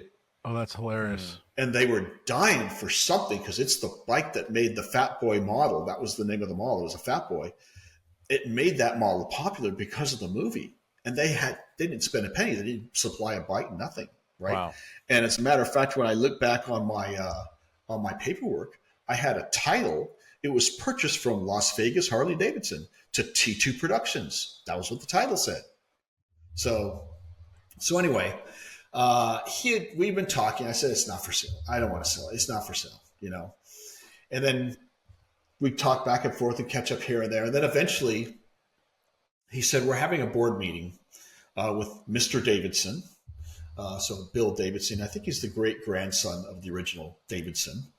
And he's really serious about getting this bike. What's the number? And I said, well, okay, if you can give me I'm embarrassed to give you the number. It's a stupid number, but I don't want to sell it. So you got to understand, I'm not trying to insult you, but it's going to be a stupid number. So I gave him the stupid number, right? And the stupid number included also Arnold with the bike, the whole outfit, because they wanted the whole display. Sure. And they came back from the board meeting and said, Mr. Davidson would like it, but we're only going to be able to offer you this. And so we ended up negotiating without the Arnold, just the bike, because that was the important part for Harley to have. And, like all things, I was kind of preparing for this because over time, we can't be buried with all this stuff. It all has to go somewhere. Right. So what better place for my Harley to be, right?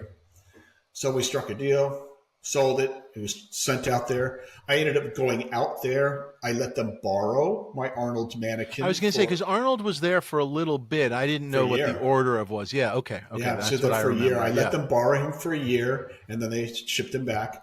So I went out there to do the unpacking, to set up the display. And they borrowed my shotgun. They borrowed my knife. They borrowed a bunch of things that were there in cases. And they had it all for a year. But when I went out, they had the news crew out there. It was a big deal. They made the whole thing. It is now still on display. The bike is still on display. It is one of their key pieces because they rotate things through, a museum like that. That, as far as I know, they haven't taken it down. So that's wild. There you go. I don't know why I was thinking about this as you were telling the story, but I don't know if either of you has seen the movie Fletch Lives in a while, the Chevy Chase sequel to Fletch. No. It is not, they made up a story. It's not one of the books. So they kind of made up the story. The story is nonsensical, but there's a lot of really funny lines and sort of, Chevy Chase things. And at some point or another, there's a biker gang and he goes to infiltrate and he's kind of playing at a very fey. And so initially they're sort of like, who the hell are you? And his identity that he reveals to them is that he's Ed Harley, and he sort of talks about he's Ed Harley, the grandson of so-and-so, and he owns the company because his great-grandfather fucked Davidson out of his half. And it's just a very funny runner. Anyway, I don't know why that occurred to me, but you should watch Fletch Lives just for that. So anyway, Ed Harley. Yeah. That is insane, and I do love that it's sitting in the museum to this day. That's pretty fantastic. I wanted to ask, I know, Ryan, you have a prop question, but I wanted to just keep the business conversation going a little bit as well. So eventually you guys shut down Screen Used. And was that just you looking to take next steps in life? Was that just the business had changed? Like, talk a little bit about that, if you don't mind. It was me taking next steps in life.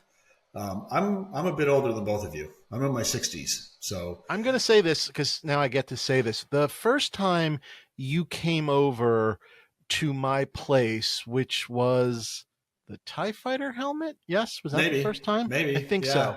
TIE Fighter helmet. You walked in and at some point or another, and I think your wife was with you, I believe. Yep. I think that first time. And at some point in that discussion, did you say how old your kids were, or did you say you had grandkids or something? And I just went, what the fuck? Because you were so much younger looking than me at the time. And I'm just like, and now I'm so much even more older looking, but it's just like, and I'm like, I have young children. How do you have like grandkids? Anyway, so you look good. That's, I guess, what I'm trying to say. Well, thanks. Yeah. I currently have 5 grandkids. Holy Christ. Oh my God. Amazing. My kids are 36 and 34, my 2 kids. Wow. And my grandkids are between 1 year and 10 years. If anyone is looking at this picture right now and they're trying to figure out, how old everyone is. At best, Ryan, they think you and Desi are the same age, and I'm your grandfather. So that's where people are thinking right now. Ryan anyway, still has a lot of fuzz on his head. I have none. It's all gone. It's all going. It's all retreating. As the props increase, the hair decreases. Yeah. So you were asking about the business. Yeah, so, just the decision to sort of close things down. It was at a point where it was getting to be a lot. We were in business for 15 years, from 2003 to 2018. Keep in mind, my other business, the software business, was 1994 to 2021. Okay, that was a full-time job. Okay, it was software business, and I was involved with meetings every day. Right.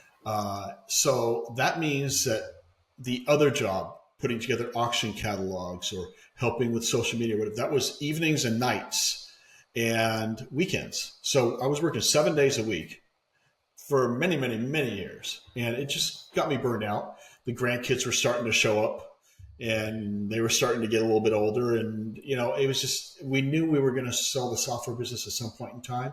And it was just getting to be too much. And we just said, that's it. Right now, Jeff and his wife, Tammy, have obviously continued and created their own business, and they're doing very well at it. Did he know when you guys sort of closed things down? Was he already thinking like, I'm going to restart it? Or because it seemed like because I wasn't sure, because initially it seemed like you guys were done, and then it seemed like a couple of years later he got bored and decided to do it again. But no, that was more. It was pretty quick. I don't think it was a couple of years. In my mind, it seemed like that, but okay, fair enough. Okay, so that was kind of just you were ready to kind of dial down. Okay, that was just curious. Definitely blame it on me.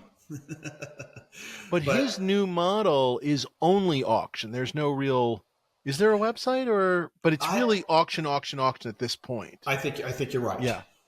So it's just doing it in batches like that, it was a hard decision, but again, it's one of those things where, there's other things in life that we got to get to, Five grandkids, Jesus.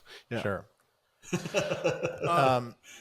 Go for it, Ryan. Sorry. Well, all right. I mean, so the other story that I wanted to put you on the spot and have you tell, just because it's one of the other top 3 most insane things that I've seen in this hobby, is the Vader helmet. And I just wanted to ask about the story of, because that was another one that you kind of shook out of the trees and found in the wild.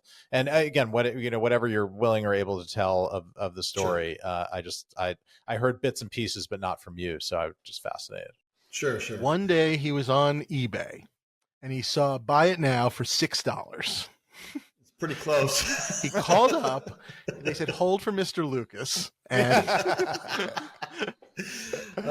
so it Mr. was Earl eBay. Jones. It was eBay. Fantastic. And again, I don't know how to make sure your viewers understand. Don't trust everything. Do your research. Okay. Yeah. It has to be a known quantity. This was really risky. It was a Vader helmet. I was Empire Strikes, I believe. But I don't even know if the guy knew what it was. And the pictures were scans of Polaroids. Okay. So it wasn't a real picture. It was like a picture of a picture. I'm like, okay. So it's very vague and like black and white looking. It was just so terrible. But there was something about it more than just his description. There was something you could sort of see in those pictures that just gave you that tinge of there's something going on here. Well, there was one thing. The guy was located in Petaluma. Okay. Okay. That's a good location. I don't know if everybody knows where Petaluma is, but I know where Petaluma is. And there's, things going on in Petaluma. So that kind of triggered one thing. And it can't hurt to ask, can't hurt to ask questions about the piece. And so I started communicating with this guy, right? And eventually I was able to get him on a phone call. I said, well, what do you know about it? I said, he was so frustrated. I said, well, what's going on? He says, everybody's calling me, emailing me all over the place. They want to know more about it. They want to see it in person first. It's crazy. I don't know what's going on. I said, well, if it's really what you say it is, then, you're going to get some attention. And he was starting to get very frustrated with the whole thing. He was almost going to pull the thing down and just say, forget it, because he was just so inundated with so many of us geeks calling him and asking all these questions about the inside and the outside. And, and he was obviously not a prop guy. He obviously didn't have a digital camera. I asked him to take more pictures, and he said, I'd have to, but then I got to go get them developed. Like, oh, Jesus. Okay, we're in trouble there. I said, okay, don't do that. And he told me enough about it to where I was like, okay, this is worth a shot, because I was living in Northern California. I was an hour away from him. Okay, so it was worth an hour drive. So I didn't want to go out there with people still hitting him up, because he said, people are offering me money, all kinds of things. I said, oh, okay, tell you what, if it's what you say it is, I'll give you X. Here's the number. And it was like, it was bid up to like $5,000 at the time. So what I offered him was 3-4 times that, or whatever it was. It was still, reasonable in the day for something like that. Today, it's way out of line. And he said, really? And I said, and I'll bring you cash. I'm not going to bring you a check. I'm going to go to the bank and I'll bring you cash if it is what it is. If it's not what it is, off we go, right? He said, okay, I'll do that. I said, there's one condition. You have to pull it off eBay. I don't want people bugging you. I don't want people calling you all the time and giving you a hassle. He said, actually, I'd be happy to. I'll take it off eBay. So he pulled it down. I had to go to 2 different banks to get the cash together. And I drove up there, and I knock on the door, and the door opens, and it's this big biker dude with chains and a leather vest and everything. I'm like, oh God, what did I do? I'm in trouble now, right? And he was big. He was 6.5 feet, giant guy. And I'm like, oh shit, did I get the wrong house, or am I going to be in trouble? Because I got cash in a bag. Right. Okay. And he goes, oh, hi, glad for you to come. Thanks. Come on in. Meet my wife. I'm like, oh, Jesus. So he was the nicest guy. But I made cookies. Yeah. But the stereotype just scared the crap out of me, And so I met his wife, and sitting on the coffee table was the helmet, right? And so I had the money in my hand, and I said, I tell you what, let's trust each other. Here's the cash. I want you guys to count it right here on the table. And while you're doing that, I'll take a look at the helmet. And I took the helmet off the mask because they detach, right? And I look inside, because on the outside of the helmet, there was a big gash, like a circular saw hit it, like a big line. And on the inside was a big old wad of like clay. Perfect. And it was still malleable, still like you could move it. It was a big chunk of clay. I'm looking at it going, what the hell is that? And I said, what is this? He said, I don't know. I don't know. So I'm looking at it thinking, okay, nobody would try to fake this and it beat up like this. Nobody would put clay in there unless maybe it was a special effect and there might have been sparks from a lightsaber, and they didn't want the sparks to come through the hole. And so they put the clay in there to protect the actor's head. And then the next thing I notice, there's dark plexiglass cheeks underneath the eyes. They were see-through. And I'd never seen that before. And I'm like, that's weird. Nobody would do that also. You would never fake one like that. That doesn't make sense. I said, okay, I need to find out more about this, but I'm taking it because it's just too odd. Just too odd. So I said, I think we're good. I think it'll work. They counted the money. It's good. We shook hands. They were happy. Nobody was bugging them anymore. I was happy. I got this helmet. I'm driving home with it thinking, oh my God, what did I just get? I think I got something unique, And it took a while more to kind of figure out that those lenses were clear so that the actor could see how he was where he was walking. It was probably used by the stunt guy, right? What was his name? Bob? Bob Anderson, right? Yeah, Bob Anderson. Oh, yeah, the sword. Well, he was the sword guy, but I think that was him. No, he did. Yeah, I think he trained Hamill, but he was also he would step into the suit, so. Right? And he was much shorter than Prowse, so he was actually looking out a different part of the helmet. Does that make sense? Right. Yeah. Yeah. Which makes sense if the thing got a lightsaber hit on the head. Maybe that was the scene. And then I ended up finding a scene. Was it Return of the Jedi or oh my god, I don't remember. One of them where there was a lightsaber and Luke hits him on the head, and sparks fly. And so it was not close enough to tell or a screen match. But I'm thinking that might have been it. Yeah. You know? Well, the Emperor the rest also, of it just didn't make sense. The Emperor also electrocutes him too, and there's sparks all through that scene. I don't know whether that was practical or just animated or whatever. But so yeah, there you go. So that was I had that for a while, and I figured that was squib clay that you were looking at. Must have been. I didn't know enough. Yeah, that's probably what it was. Yeah, just holding the squib in place. It's beautiful. It's so pretty, and like you look at it. You look at it. I saw it in a display case, and you look at it, and it just looks like a Black Vader helmet. And then the owner shines a flashlight under it, under the chin, and you just see the whole thing light up, and it's all clear all the way through the cheeks, the lenses, and everything. And it's just such an amazing little piece of movie magic. But like you say, those are the tells that you look for because it's just so insane. No one would ever know that. Right. No one thinking that they were gonna like make a Vader to trick you would do it like that. Yes, right. Exactly. Yeah, exactly. So I don't think I've divulged most of that in the past. Obviously it's many, many years now, so I think we're okay. But it was interesting. Beautiful. But you didn't buy any of his other full stormtrooper suits or his lightsabers. You left that stuff, like his other stuff. This guy was not related to the production in particular. He had a few other things from which lended credibility to the story. He had some things from. What was the movie with the duck? Howard the Duck. Howard the Duck, yeah. So that right there told me, okay, this is not. And you left those behind and bought a Vader Desi. Yeah, terrible, I know. What are you doing? He let Jeff have the Howard the Duck stuff. One for me, one for you. Very nice. 2 for me. Yeah. Very nice. So thank you. Amazing stories. God, I mean, for one collector to have one of those stories, I think would be a career. And I'm sure you have many more of them. This is a show about nostalgia, an episode particularly about nostalgia of perhaps easier times. When you look back on your crazy 30-year-long career of being a collector, what was the sort of golden period, the period that was the most fun, that not necessarily where things were the cheapest, because that's obviously the earlier you go, the cheaper they go. But what was the best time to sort of the most exciting time? I don't know. If you could go back and spend in your DeLorean,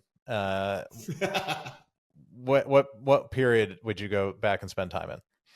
It's going to be the earliest. Yeah. Okay. When I would be looking for a particular hoverboard and there was 3 available. Yeah. Right. Right. It was back then, a lot of the key things were sold between collectors as opposed to through an auction house. Sure. A lot of the good things you heard about and then you purchased and then somebody else purchased. But, I very rarely bought something from Profiles or others, which is, odd. No, it's a different thing. It's also a little bit more based on personal relationships, which is, nice or terrible, I guess, as the case may be. But yeah, there's something quaint about that, I guess, a little bit maybe, and as opposed to an auction and whatnot. No, I get that. I get that. So, I mean, do you still collect at all? Are there still things that come along and you buy them? Yeah, there are a couple of things. And, actually, I was thinking you guys should do more show and tell on your episodes here. So this is my latest piece. Let's see if you can see that. That's Rambo's knife. Rambo? Oh, very nice. From the second Rambo. I've been wanting one of these for so long. And a couple years ago, I was able to finally get that. So that's my latest. But that was a couple years ago. So I'm not drastically, collecting real high volume anymore. Yeah. I've got it narrowed down.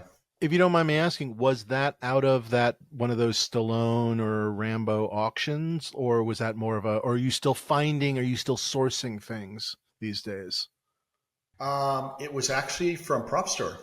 Oh, And I believe it may have originally been the Stallone auction, though, to tell you the truth, before that. But yeah, here and there, I'll run into things, but I'm not out hunting anymore. right. I'm at a place where I'm happy with my collection. And if you were to ask me, which I'm sure you probably have on your list of questions somewhere, what's the piece that you'd love to get? I don't know. I've learned now to not set a goal of an unobtainable grail, because the odds of getting it might be very slim, And nowadays I have to see something or run into it and say, that's like the Rambo knife. I kind of always wanted one, but never really looked, and then bumped into it, And so I'm trying to keep that. It's probably healthier to do it that way. Absolutely. Yeah. It keeps the addiction down, the addiction level. You don't need as many drugs. Has the phone or your email ever rang and a prop guy that you haven't heard from in 25 years, like, found your name, like recently, or like during COVID, and is just like, hey, do you still buy props or anything like that? Does that ever happen to you? Like the old? Absolutely. Almost every couple of weeks now. Oh, really? Wow. Yeah. Oh, that's excellent. It still does. I get a message, or I'll get an email from somebody saying, hey, can you find this? Or, hey, you sold this 10 years ago. Do you know who has it now? Oh my God. No, I don't. I have no clue. Unless it was something really, really big and iconic, I typically don't remember. And just to make it easy for everybody, when we closed Screen Use for security purposes, I deleted the database. Oh, wow. There was credit card numbers in there. There was people's names and addresses. There was, some celebrities in there. I didn't want it to get anybody's hands. So we deleted the database. If I had to say who I sold something to on a certain day, I don't have that. And I don't want to have that, because it was just, it's secure information, Yeah. So it happens. I've had some collectors contact me to say, hey, I'm ready to sell my collection, which is great. I can help them out with either through Prop Store or something else. Might be the best option, depending on their collection. So I'm happy to help people out, but it is still happening. So I guess my name's out there somewhere, good or bad. I think mostly good. So there you go. Yeah, no, I mean, you have a sterling reputation, and I was actually will not mention names or places, but I was talking to a collector friend of ours, Desi, that you just helped out recently, just out of the kindness of your heart, and he told me the story, and it rang very true to the things I had heard about you, and I just thought it was a very nice thing that you did for him, just because you're a friend helping another collector, and it was very nice to hear. I was happy to do it. So, I mean, there you have it.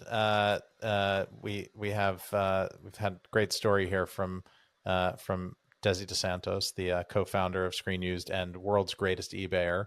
I feel like you should, did you ever buy eBay stock? I'm curious about that. That's my real question. I feel like never thought about it. No, they should have a hall of fame of people that, I mean, that's a documentary, by the way, people. So just the amazing things that have gone, here's a Michelangelo and here's this. The 25 greatest things ever passed through eBay, and Desi had 3 of them. Desi 7 of them. Yeah, right. So we usually play a game at the end of this, and I think most of these movies normally we've it's talked props, about, but this time I think we'd like to things from the Third Reich. If you could have anything that belonged to Hitler. No, sorry, go ahead, Ryan. Well, no, I was saying, I mean, I think we've done Back to the Future. We've certainly Star Wars and Indy ad nauseum. Have we done T2? Have we done that before? I mean, is that a thing? Should we do it again? Dave, did you have a better idea? I don't know. It's a thing. It's definitely a thing. I was going to go Fletch Lives, but okay. But I think we do have to kind of go not the things you've owned. So let's push it into another realm of I guess it's a little bit of a. I know you just said you don't like thinking about not having something, not wishing for something, but if you could have something from T2 that you've never owned, what would that thing be? If you could, there was one thing You look like you already know. Yeah. Funny enough, I know what that is. Yeah. It would be one of the hunter-killer tanks. Wow. In the future war scene. Okay. Yep. They were kind of robotic and they shot, right? I would like a life-size one because I always wanted to put one in my house. And I had this dream of doing this. Put it in the house, and as soon as you walk into that room, it turns around and aims right at you. That's what I wanted to do. All right, good. Never did it. There was one of those in an auction recently. Not a studio scale one. Did you think about it? I thought about it. Was there a full size one? Did they actually have? It was one of the studio scale. It was one of the studio scale. I'm asking, was that whole thing done in miniature, or were there actual full size ones? I guess that's when they actually. I don't know if there was a full size. I know for T3 there was full size ones. They were a little bit different looking, and I came so close to buying one of those. Oh, really? One of them did go up for auction from the prop house at one point in time. I actually went down, looked at it in person, and realized, oh my God. This is an automobile. I mean, it's that big and heavy, and it's all hydraulic driven. So to make it turn around and do things, I would have had to have all hydraulic set up and everything. It would have been just too much, so I ended up passing on it. But I know T3, they had life-size ones for sure. Ryan, how about you? I mean, it's not the most exciting answer, or I mean, it is exciting because it'd be very exciting to have it. I mean, I've got to go with the Hero. It's probably in Cameron's collection, the Hero arm from the Dyson, the Dyson Center with the glass tube around it, easy money. I mean, that's just got to be, it's the thing that you most associate other than the skull, which is also amazing. I would love that skull from the beginning sequence, the title sequence skull, which is probably a little larger than, larger than life, right? To film that way, but definitely the Hero arm. I think that would just be the one because it's just the thing that to me the most says the Terminator T2 particularly. So that'd be it for me. What about you, Dave? I mean, arm is definitely up there for me. I guess I've always wanted, from 1 or 2, but certainly 2. If I could get, I guess ultimately, I would go skull. I mean, and I wouldn't even necessarily care which skull, but I guess, how does one say this? I would just like to know it was actually from T2, I guess. I mean, I say that, or T1, but I would like, I'd want to know. I mean, I know that sounds silly to say, but I just would really, really want to know, like, where it was used, like how and why. Like if such a thing as a screen match existed on one of those, I feel like that would, I don't know. That's the thing I would go for, and I've never quite pulled the trigger for a variety of reasons. But I have nothing from any of the Terminator movies, and I would like to get something from 1 or 2 at some point. I keep saying it, I keep not doing it. So anyway, yeah. Your day will come, Dave. This has been amazing, Desi. You're the best. Thank you, Desi. This was excellent. The stories really are great. Fun. I only regret not having you on sooner. Maybe we'll have you back at some point to tell the B-side stories of your finds on eBay. But please, where can people find you these days, Desi? Do you have a social media presence? Do you want people reaching out to you, or just leave you alone? I mean, I'm out there. My name's out there, so Facebook and Instagram, but nothing radical. I'm not involved in too much. I'm actually probably involved more in car collecting than props these days. Ooh. But it's a whole different world. Have that discussion offline. What's your favorite car? Just I have no idea what I'm even asking. What's your favorite car in your collection? I don't even know. Well, right now I have a 1932 Ford Roadster. Wow. All right. So it's kind of a hot rod. There's nothing 32 on it anymore, so it's all modernized. Would you be interested in a monkey radiator cap for the front of the car? I knew that would come up one day. That feels like a car. That feels like a car that could really pull that off. I'm just saying, not all cars could. You got such a collection. Spares. I've got some spares. Just no interest in cars, but highly interested in monkeys. I don't know what that is, but it sounds great. Please follow us on social media, subscribe. We're at Props Podcast on social media. Email us with your Nazi collections or your great eBay listings before you list them on eBay. What's the best thing you ever found on eBay? Yeah, dreams are made of podcast @gmail.com, and join us next week, and we will see you again. Thanks, everyone. And as always, brought to you by Heritage Auctions, which I'm just saying here again because we really did not do a good job of promoting them at the top of the show. So brought to you by Heritage Auctions. We've done a lot here you go. for Heritage. Brought to you by Heritage Auctions. There you go. Bye.